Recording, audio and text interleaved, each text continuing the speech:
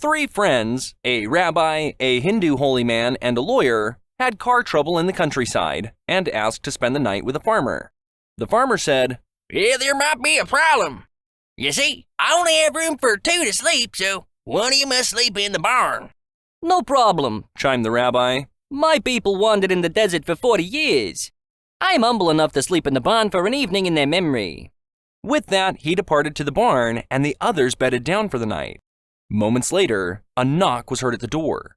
The farmer opened the door. There stood the rabbi from the barn. "Well, what's wrong?" asked the farmer. He replied, "I am grateful to you, good sir, but I cannot sleep in the barn. There is a pig in the barn, and my faith believes that this is an unclean animal." His Hindu friend agreed to swap places with him.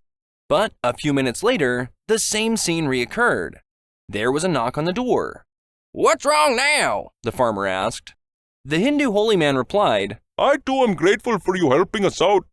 But there is a cow in the barn, and in my country, cows are considered sacred. I can't sleep on holy ground." Well, that left only the lawyer to make the change. He grumbled and complained, but went out to the barn. Moments later, there was another knock on the farmer's door. Frustrated and tired, the farmer opened the door, and there stood the pig and the cow.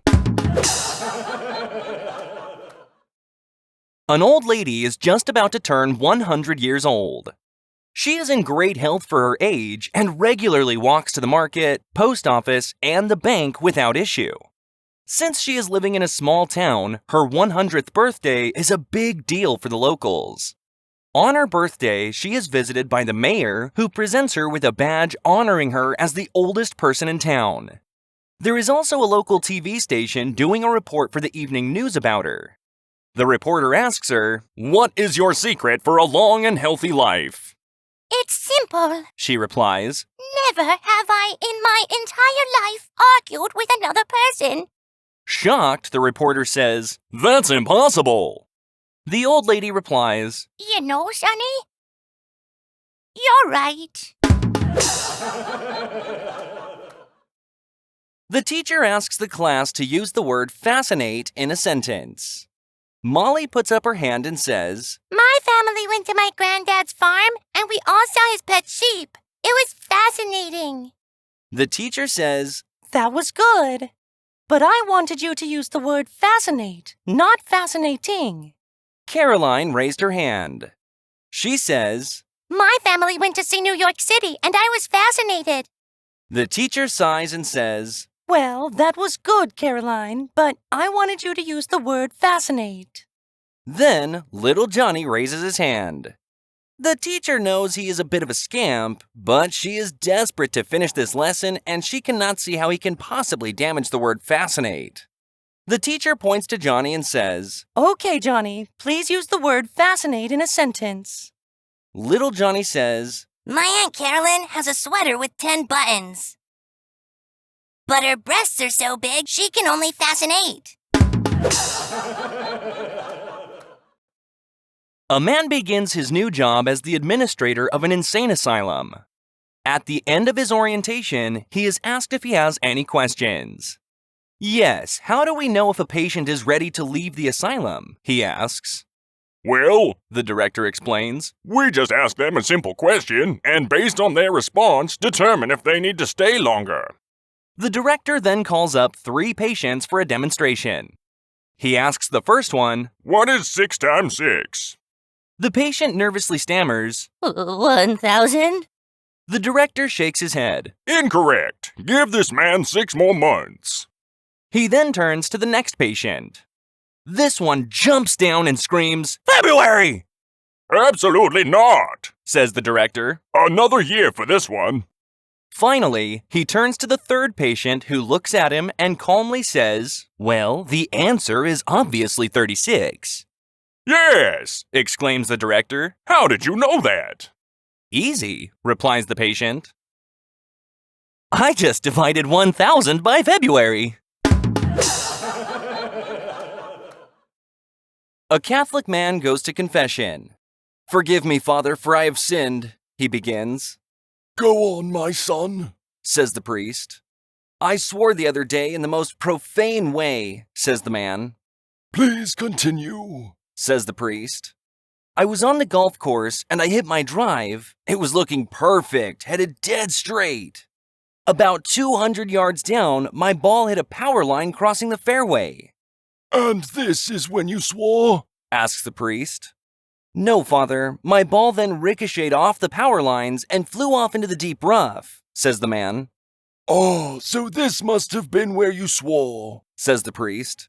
No, Father, not yet. As I was walking over to the rough to hit my second shot, a hawk flew down from the trees. It picked my ball up with his beak and proceeded to fly off with it, continues the man. Oh, I see, says the priest. This must have been the point where you swore. The man replies, well, you'd think so, but no. As the bird flew over the green, the ball fell from its mouth and landed just 2 feet from the hole. They both remain quiet for a few seconds. Then the priest says, You missed the putt, didn't you?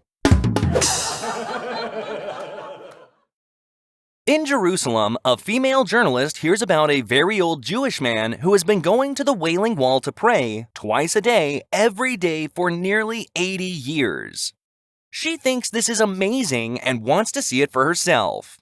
So she goes to the Wailing Wall, and there he is. She watches him as he prays.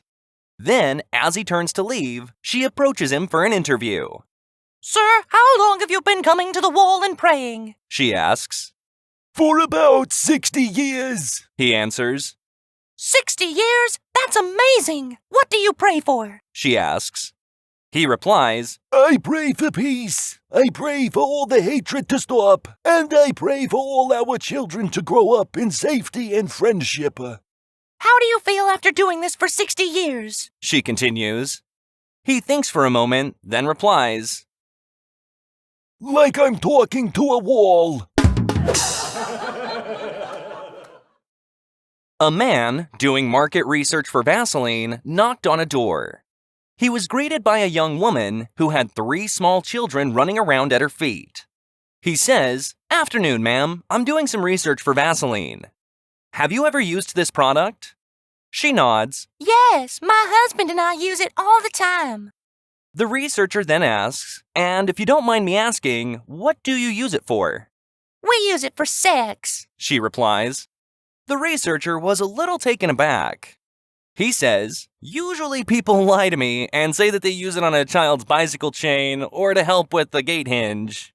But in fact, I know that most people do use it for sex. I admire you for your honesty. Since you've been frank so far, can you tell me exactly how you use it for sex? Absolutely. She replies. We put it on the doorknob to keep the kids out.